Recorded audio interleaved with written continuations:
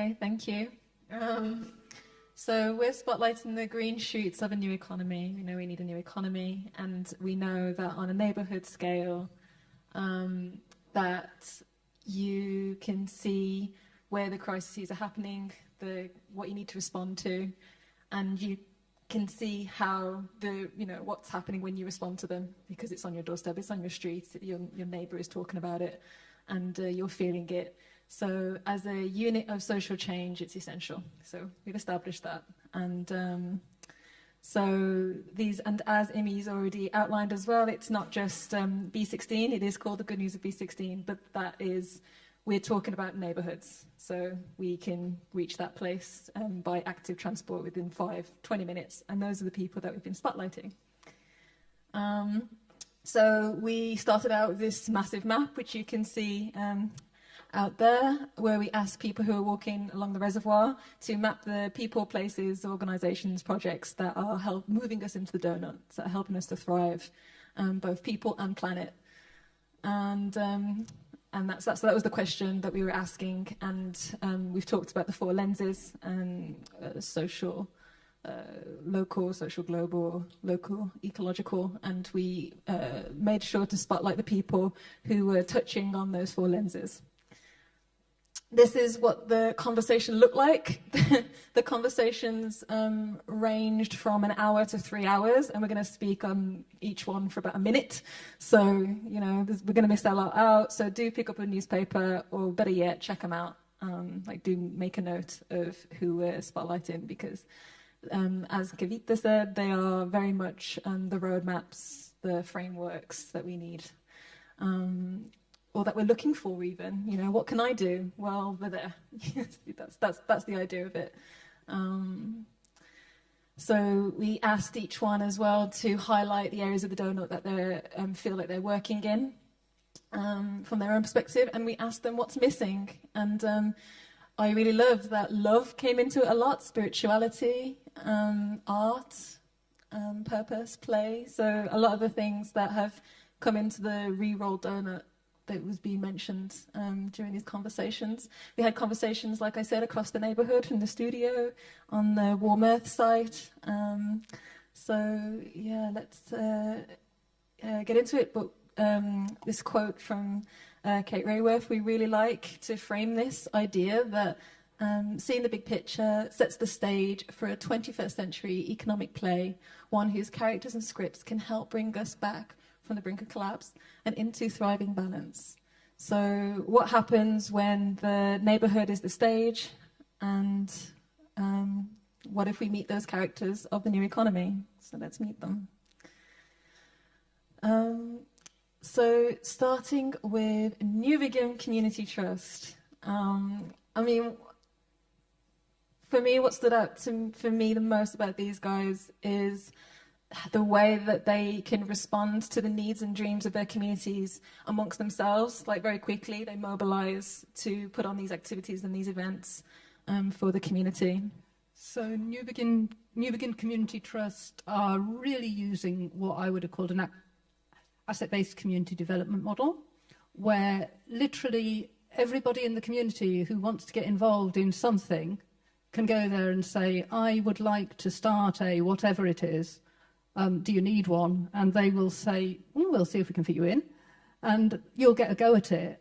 And if you get a go at it and it works, they will pay you to do it. So they have a system whereby everybody who can do something that's of use to the community will get paid to do it at a cap of, you can't work for more than 3 days a week. And everybody from the CEO of the company to the newest arrival gets the minimum wage. And that's the way they work. But the things that they do are absolutely incredible.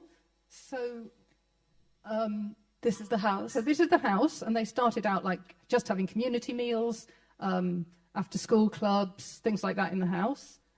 When we interviewed them, they just had this amazing showcase of all of the types, like Winston Green's Got Talent. They've got loads of bands and dance and everything like that. Everybody who could make something could sell it. And you'll see up in the corner that little red light is their smithy. They have got a blacksmith. Not every community centre has a blacksmith, but they have. So these wonderful sunflowers that we were able to take a photo of, they're actually reclaimed knives from the amnesty bin.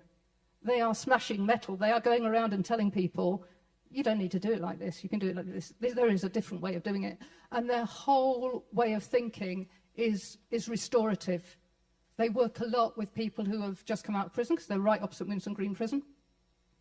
And it's all about restorative and how can we get you back into the community? How can we make you value yourself and see your own worth?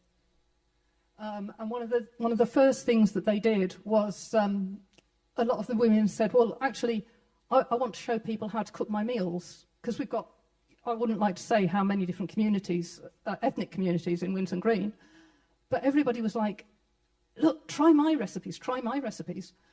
So these women got together and set up an organisation called Flavours of Winson Green, which is now going around everywhere, teaching people how to do this. Yeah. So that's how New Begin is, really. Things spring up. Someone suggests something and it just grows. It's beautiful. And of course, New Begin wouldn't be New Begin without the alpacas. If you just... the first interview I ever had with them ended with, sorry, the alpacas have got out, we've got to go and get them. And if you go on YouTube, you'll find one of them running up the Soho Road. But they are actually there as a therapy tool. They take them into schools with petting zoo, and they are really, really an amazing asset to the community. So in the newspaper, you'll see a double page spread of advertisements, Lonely Hearts page, and this is the infrastructure for the future that each organisation mentioned would help them. So one of the ones that New Begin mentioned was funding to be redesigned to be less oppressive and less time consuming, so they can get on with all the beautiful things that they're doing in their community, including building and repairing one of the roofs so that they can have a studio creative space at Lodge Road. So they need 70k for that. So that's their advertisement call out. The Lonely Hearts ad. Next we have Carys Neighbour Scheme, and what I really loved about Carys Neighbour Scheme was that they're very much supporting the community to be able to support each other. So they're very much leaning into their networks and who they can support for the long term. That really stood out to me, and he really wanted to say that, like, it's befriending over the long term, consistency, and the way it started out as well. So one of the questions that they answered was, how do we be good neighbours and support others to be good neighbours for the long term? And also, how do we measure success? Because how do you measure success over the long term with when you change someone's lives and, you know, help them with their home move in when they've just come to an area they don't know, and find them a job? Like, how do you measure where that ends up? So it started out at Carys Medical Centre. Some GPs were noticing that some of the clients coming in, or patients coming in, were just coming in for a chat. Like, they were just suffering from isolation, or they had conditions that no medication could help them with. They, because of housing conditions, were just making them bad. So they reached out to the local churches, and the local churches said, okay, you know, what can we do about it? And so they started pairing people with resources and time with people that had the needs. And so they started off with gardening and DIY projects.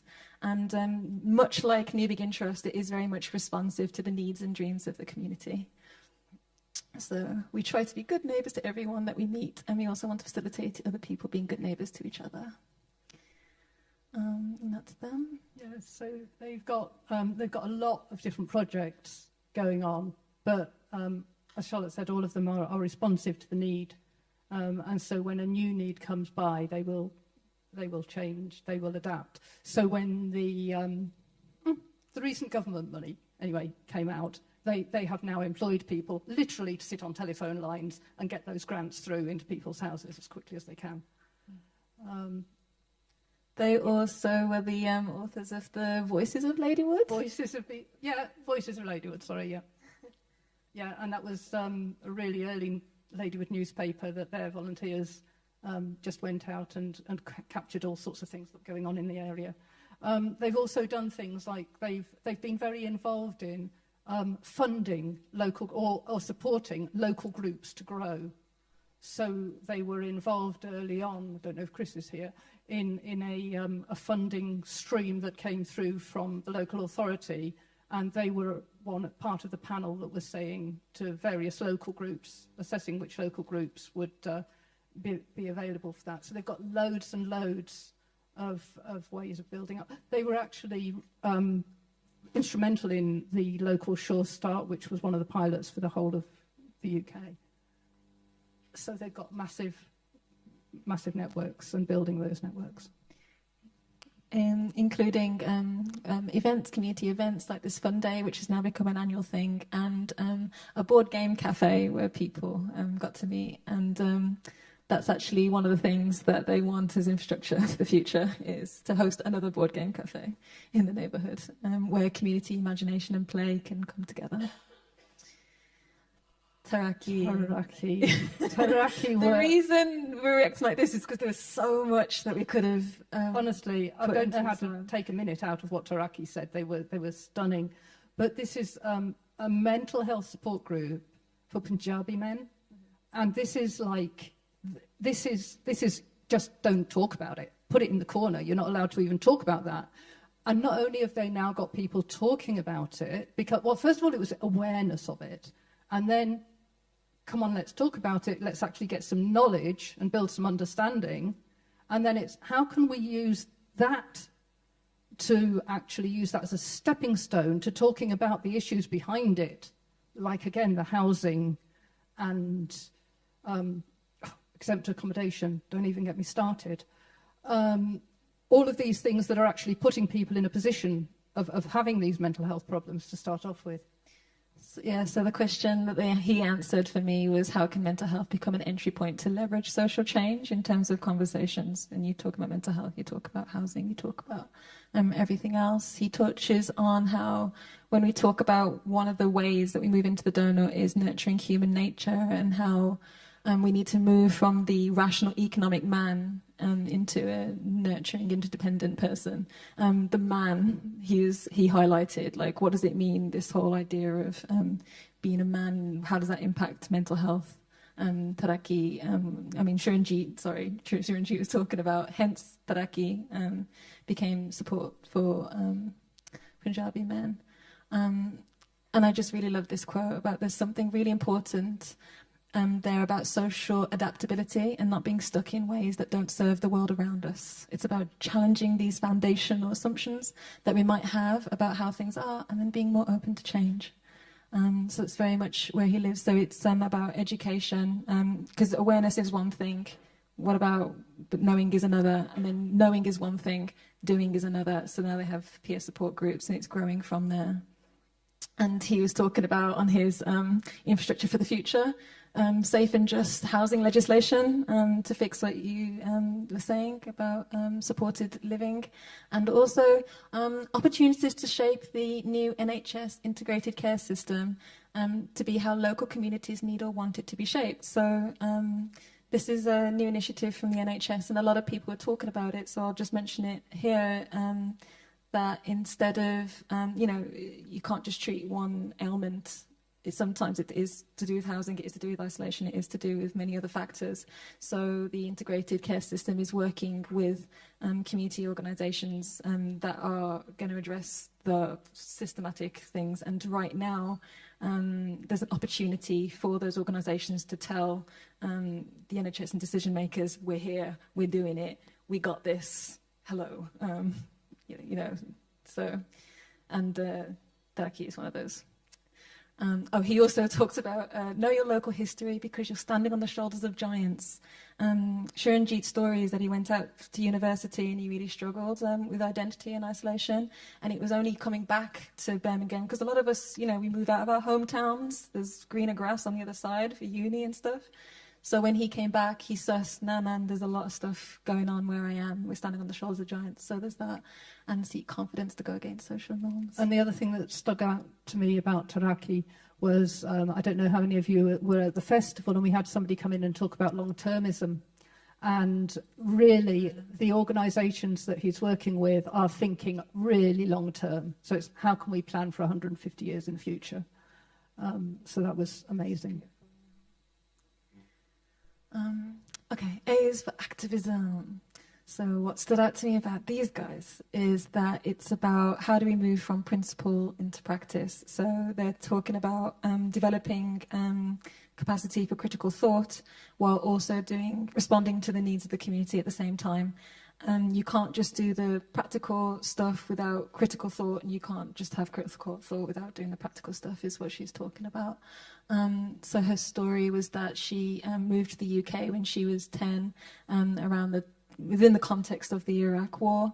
When she went to university, she was quite disgruntled with the education system, so she thought, sod it, I'm going to teach myself, I'm going to read a book a week. She started a book club, which was based around Marxist and Leninist principles. So the question that she answered for me was, how do we educate people in a just, inclusive way that nurtures critical thought, and how do we take it from principle to practice? And the way that she's done it is through making all the reading materials downloadable, and it's online so anyone can join in. There's audio versions, and she just wants more people. Her infrastructure for the future, her advertisement was just, come along, anyone can join in. So these are some of the things that she's been doing. So some of the things she's been putting these back to school packs. She remembers what it was like as a refugee coming here, in terms of how expensive school equipment could be. So she makes these school packs annually, self-defense classes and haircuts for the homeless. She just reached out to brushstrokes and local organisations and said, what do you need? She didn't want to just make, guess. And this is what her website looks like. A lot of the text that they touch on is from the black radical thinkers. Don't know why I struggle on that. So this is what an online Zoom link would look like. Yeah, and the thing that really struck me about that was how she had been really inspired by a recent trip to Cuba, and it was like, everybody's an artist. They're allowed to think. They're allowed to have imaginations over there. And there's this, there was a book, a library, and not just like a lending library where every book is free, but you've got like all of these wooden books that just literally have a QR code on the side. And you can go and scan your QR code, and you've got your audio book, you've got your PDFs, you've got everything you possibly need. And the value that they place on their children, you're going to have to ask her, because I haven't got the time to go into this, but they're bringing in this children's code, and they've had, literally, it has been the most democratic process in history ever to actually get this down. You need to ask her. Catch her and ask her. A is for activism, and I love how she ended with, when her visit to Cuba made her feel that more assertive in her beliefs and dream of a full revolution and dismantlement of capitalism in our lifetimes, which I thought was beautiful. Hey, yeah, man. So this is Afroflux. Yeah, that's me. Yeah, that's me. With Jusalim. So what I love about Afroflux is that it's very much creating a space to talk about we're all family, we all came from the same place, and we're here doing our different things, and thinking about the future. So reimagining where we've been, reimagining where we are, reimagining who we are, and hence the flux. It's always changing. And the only constant in the universe is change. Where we're going in the future. And he's creating that space to imagine those futures. So how do we build inclusive futures? People are really into Kemetic yoga right now. Where'd that come from? When we talk about Kemet, when we talk about Black histories, my Black history education was pittance to what it should have been. So when I go to these events, this is the place where I learned the most about Black history, Black thinkers. So it's panels, conferences, but also expos. So we found that at these panels, people who were talking about UX designing or anything like that were also comic fans and film fans, and they were like, when you go to a con, where are the Black and brown people? So that's where the Flux Con came from, and these two people had never met before, but as soon as they met, they were just like, they'd known each other their whole lives, and that's the spirit of Flux Con. It's the space to really just find your family and also find yourself, I guess, define yourself, redefine yourself, redefine yourself. And this is a capoeira class. I hadn't heard of capoeira before, but when you learn martial arts, you like learn how to count in Japanese, or you learn that language. And then capoeira is Brazilian martial arts, where you learn about Black history. So Hey. Birmingham settlement. Yeah. So Birmingham settlement. Birmingham settlement are the owners of the field by the reservoir, which has recently acquired a red shed, which had been the subject of some controversy. So we went over to find out what it was all about, and it is absolutely amazing. Honestly, the eco standards that this shed has been built to are something else. But the thing that really stuck out to me was that, so we were talking to the architect and we were talking to Birmingham Settlement, and they were both saying, you know, where we've got this, it's about people. It's all about people and well-being, and that's where our centre is. So how do we build with people at the heart? That was their big question. And they've had loads and loads of events going on a regular basis. I mean, the biggest one probably, apart from obviously the festival that we put on there, is that every week they have a running and wellbeing group, which isn't run by the settlement, but they let this group have that space and run around the reservoir, walk around the reservoir, do yoga, all the rest of it, every Sunday morning.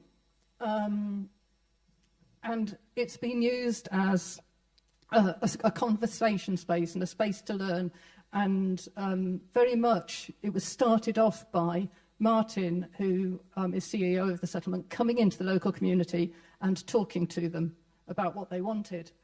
And that's how you build with people at the heart, is you talk to them. Yeah. You talk to them. You Yeah. have conversations with them over the long term. Yeah. And you listen to them. That's the other part. You listen to them.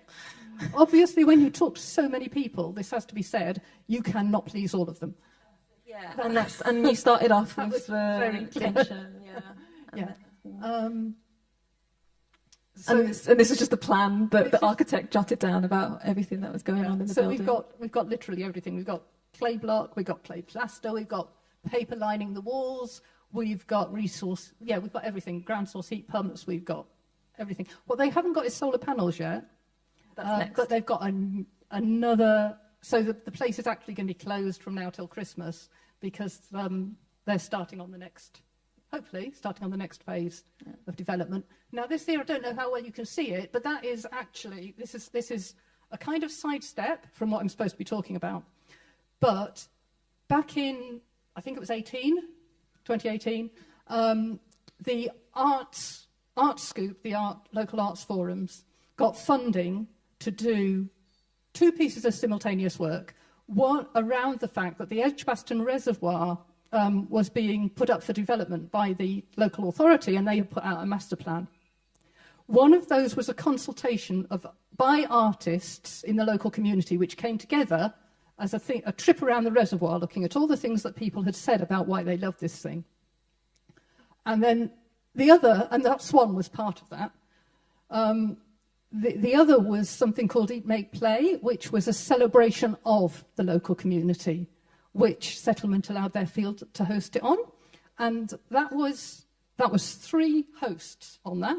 So it was paid for by Art Scoop and hosted and organised by Art Scoop. It was hosted on the field by Birmingham Settlement.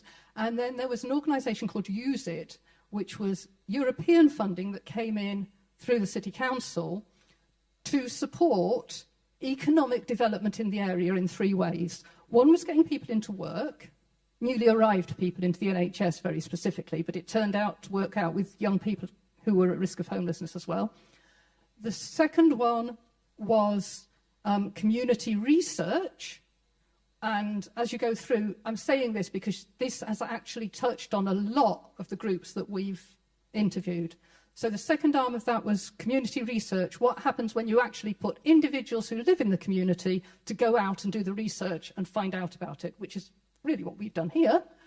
And then the other one was we have got funding to support people to set up in small CICs and things like that. And the legacy of that Use It project, you can see quite a lot of coming through some of these things that we've just been interviewing. And I hadn't thought that through. I hadn't thought, let's go and find all the Use It projects and pick them up. But it's just, they're here. They're here. That's the Use It project. Patchwork Meadow. So Alison is here today. She's in the room. Don't know if you want to wave. Don't know if you want to wave. Okay, she doesn't want to wave. but I love her project, and I love her project because she it came from the Use It project, and where someone mentioned that you know, how do we bring back the wildlife? If you bring back the pollinators, everything else will follow. So she wanted to create pocket meadows anywhere that you can, and she has been buying the seeds and knocking on neighbours' doors and saying, hey, do you want some seeds to plant some meadows anywhere that you want to plant some meadows? So what are the everyday ways that we can support our local wildlife in urban spaces was the question that she answered for me, which I really appreciate. I've got my packet of seeds. You can pick one up as well.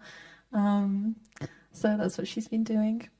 Here are some of the beautiful meadows. What I really love about Alison and the way that she's been working is that she's been going into lots of different communities, but one of the things that she's actually found most invigorating about doing that is when she's been able to go into schools or to places where she's been able to work with children and young people, because in Alison's words, they get it when the adults don't.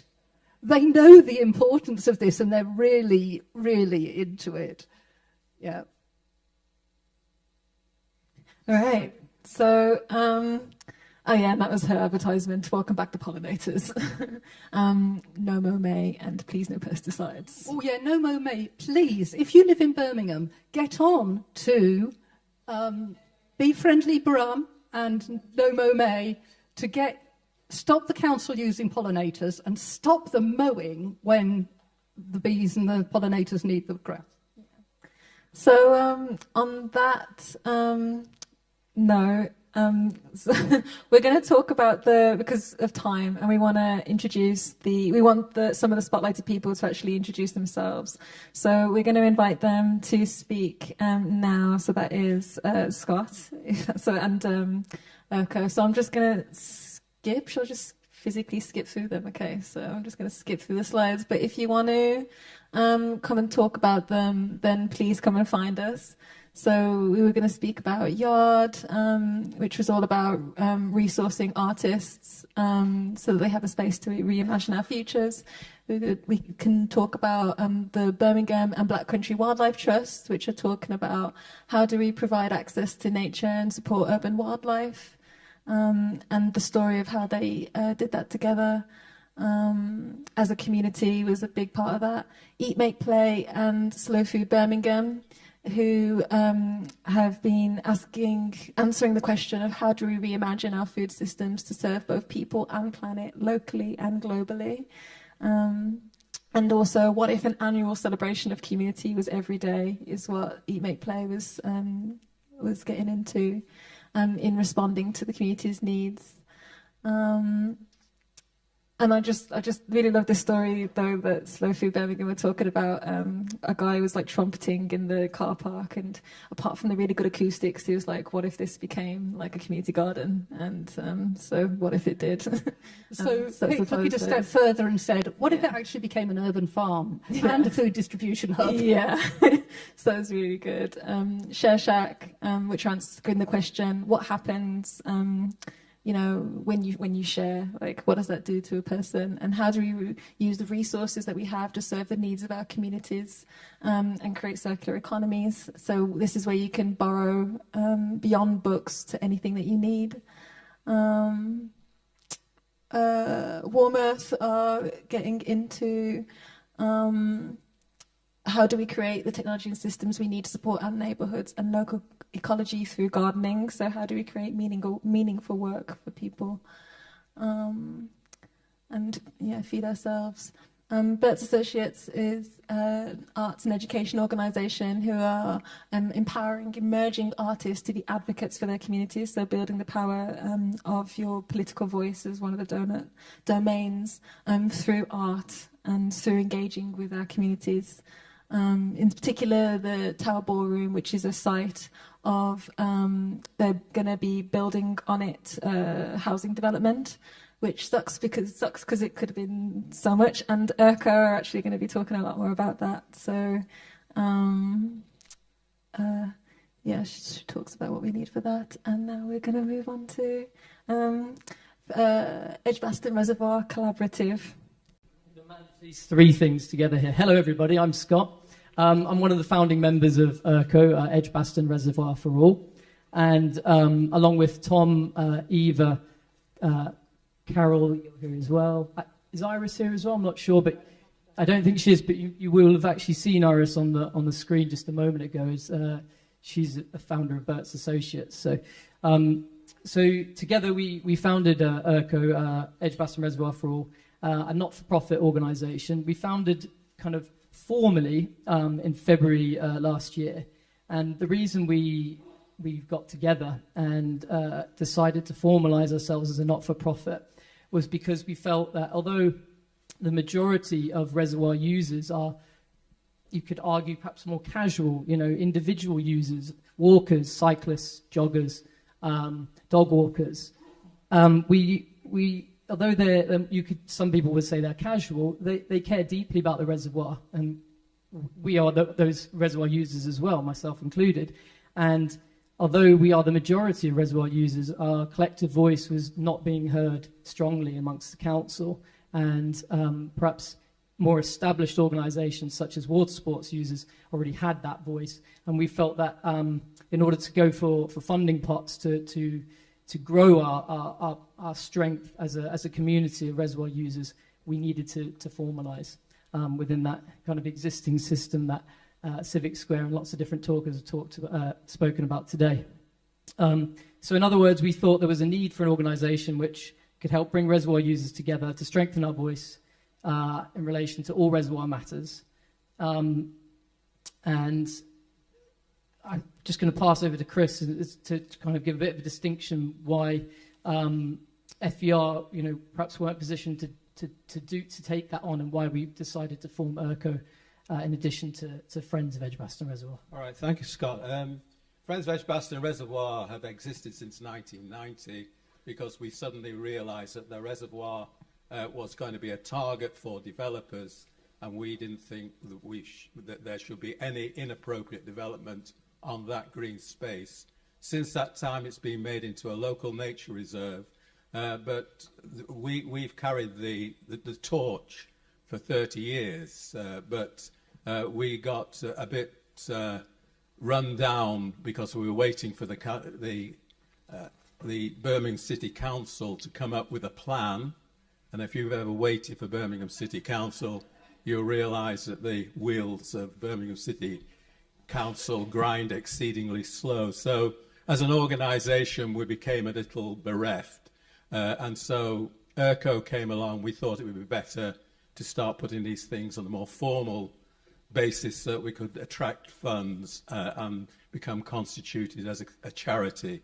So that's how it all developed. I have to say that Birmingham City Council is a Labour administration. The disappointing thing is that the Labour Party now is looking for a fairer, greener society. That's not in the remit of our current administration here. And also, they think they can build houses within the 200-year-old reservoir, which has never been done before, facing into the reservoir, and it will have no effect on the local nature reserve. So not only are they reflecting a very trickle-down economic approach to the reservoir, they're also reflecting this philosophy of the late lamented Boris Johnson of cakeism, thinking they can have their cake and eat it, that what they do there has no effect on the reservoir. They haven't even measured that effect. To them, the reservoir is a charge on the community.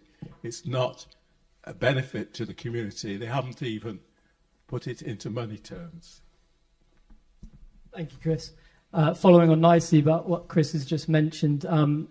So for the last kind of 3 years particularly, we've been campaigning, along with others, tirelessly to push back the council's plans to turn the reservoir into originally a high-octane pleasure park. So in 2019, that's what their their master plan. I describe it as if there was plans for a zip wire, motorised water sports, and regular fun fairs on site. And after objections from reservoir users, they've changed some of their plans. This is a much more recent image taken from their master plan, published in March this year. No zip wire, no motorised water sports, and a lot of the words have been changed. It's fair to say a lot of the words are now actually words that we wrote as a community. Just a little hark back to what Nets and Charlotte touched upon earlier, which was that, strangely enough, if you listen to the community who are already in touch and connected deeply to a place, you'll have a different result. And so it's a shame that they didn't start with that from the outset, and that's still what we, as an organisation, intend to do. On a personal level, I'm not speaking on behalf of the whole of ERCO as an organisation, but I believe, the whole plan needs to start with that. Unfortunately, they had a plan for, well, we want to put some housing up to make some money, and then they've kind of tried to work the community in around that. And I think it just needs to be turned upside down. And also, when they passed recently, so I'll move on to a slightly updated plan. So this is their latest plan, following consultation in March and April. Let's focus on some positives. They have moved the housing back a little bit in response to what the community has said. This image, I should say, is also just an image. This is not anything which has been agreed by developers with the council yet. But also, as we know historically, that these images can have a powerful impact on what will happen. So there is suggestions that there would now be a public space in recognition of, the Tower Ballroom was historically somewhere that people could come together, and that's being lost through this demolition. So it is important to recognise that they have at least acknowledged that there's a really important space that is being destroyed and is going to become a private space. So there is some listening, let's say, and some engagement, which is positive. It's focused on that positive, although there's still a lot of work to be done.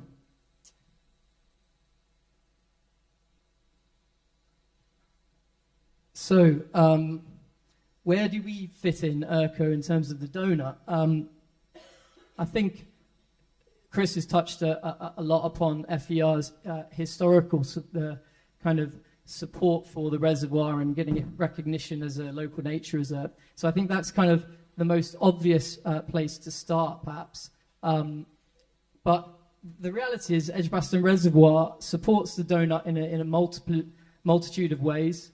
The ecological ceiling, obviously, and the health and well-being of people are kind of the most obvious places to start.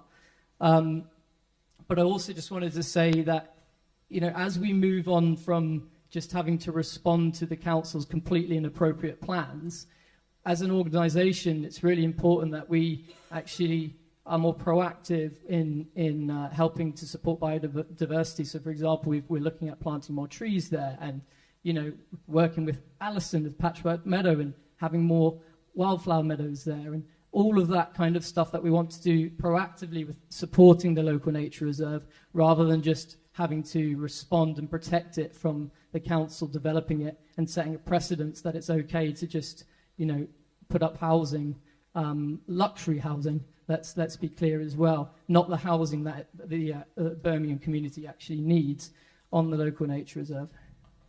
So,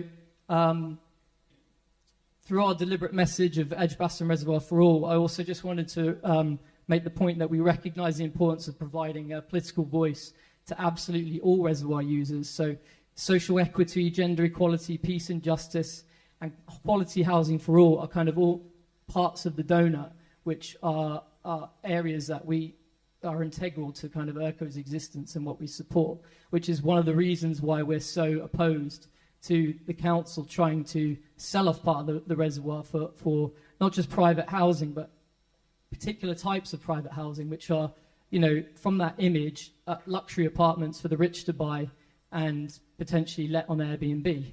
that's not the housing needs of Birmingham. They're not responding to the housing needs of the city, nor are they enhancing the local nature reserve. Can I just have one final word in that it's the central area as well. Beyond the environmental impact, there's also the ability for people in the neighbourhood, a deprived neighbourhood, to thrive and to lead the good life. And that's central to the reservoir's existence. And one last thing is, a lot of people think because the council have given approval to this and the cabinet have said, yes, go ahead, that the fight is over. Well, it isn't. And their faulty methodology of consulting people is there for all to see, and all the various little tricks they've pulled.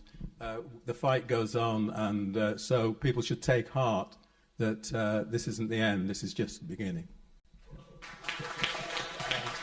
Thank you. Yeah. Thanks very much. So next up is Incredible Surplus. What I really love about Incredible Surplus is zero waste is the aim. Hello everyone, it's been a really lovely afternoon and it's really good that people are doing all this thinking, and Incredible Surplus used to be called the Real Junk Food Project Birmingham. It's really about collecting almost anything and making sure it gets repurposed, because lots of people in West Midlands Combined Authority are talking about circular economy and not too many people are doing it. I got involved with this because it's not a food bank and it's not a charity, so we basically collect almost anything, including people. So if you're here today, we'd like you. And basically, we call it food sharing, and this food needs to be used. If you get 10,000 croque monsieurs or 4,000 sandwiches, you need to know a lot of people to shift them. There's also some very lovely luxury items that I never knew existed. But we collect food, we sort it, we check it, we collect other things, and we also compost what we can't use, and we grow food. We've also had some money off the lottery. Don't do it. I think we're doing their job for them. I didn't say that, if anyone's here from the lottery. Compost culture is a way of trying to say to people, how do we use what's already there? There is no waste in nature, and Sam Ewell would say that. There's no such thing as discarded anything. There is no away if you throw things away. Everything has a use. So we want to empower and include people, to be inclusive. So our project is for everyone. Sometimes people say, oh, am I allowed to come? Of course you are. And we have a principle called pay as you feel. So the idea is you give time, money or skill, and there is no excuse for everyone not to do something. And I think one of the things that is inspiring about this is all of these groups and people are doing something. We work with lots of these people, and anyone I don't work with now, I've got their name written down to track them down. And also, although I'm quite happy to stand at the front and talk because I was a teacher for a long time, and as my husband says, my ability to talk has not been hampered by my cancer diagnosis. But what I would say is, you know, we need to mobilise every last person to do something. Because what we need is not one or two people doing marvellous things, although lots of people are. We need everybody to feel the weight and the joy of doing that stuff. Finally, if you don't know about the scrap store, it's an incredibly, they collect clean business waste. It's an incredibly tempting place based over in Northfield, where you'll go in and buy all sorts of stuff you probably don't need, but you will want. Thank you for inviting. Thank you. That's Incredible Surplus. So how can we be regenerative with food, people and resources? And that's the allotment patch outside the studio. So yeah, thank you for listening. One thing that I had to kind of skip over quite quickly, but Sarah Lee from Share Shack did. One of the first things she did when she put up the shop was host a meeting with all the communities and organisations in the area so that they could meet each other, and out of that came a WhatsApp group. So if someone needs a shelf, it's like, oh, I've got shelves, if someone needs something. So that was one of the things that they, thank you, whoever did that, that they did. And I think that's a really good idea as a way to meet people in neighbourhoods. And the last thing I wanted to touch on, I assume you the last quote, which I read in the report last night when I was putting together this presentation, but I really loved it. The green shoots are there, the civic power is growing, the appetite for transformation urgent, the crises converge on our homes and streets. The deep design and framework is available. We've seen the roadmaps that Vita mentioned, and the technology in abundance. How we now collectively harness that, work boldly, whilst legitimately and with care, demonstrate systematically, work in ecologies with a thoughtful urgency, knowing it needs us all. Our liberation is entangled with one another at a planetary scale. The stage is set, the future is ours to make. Thank you.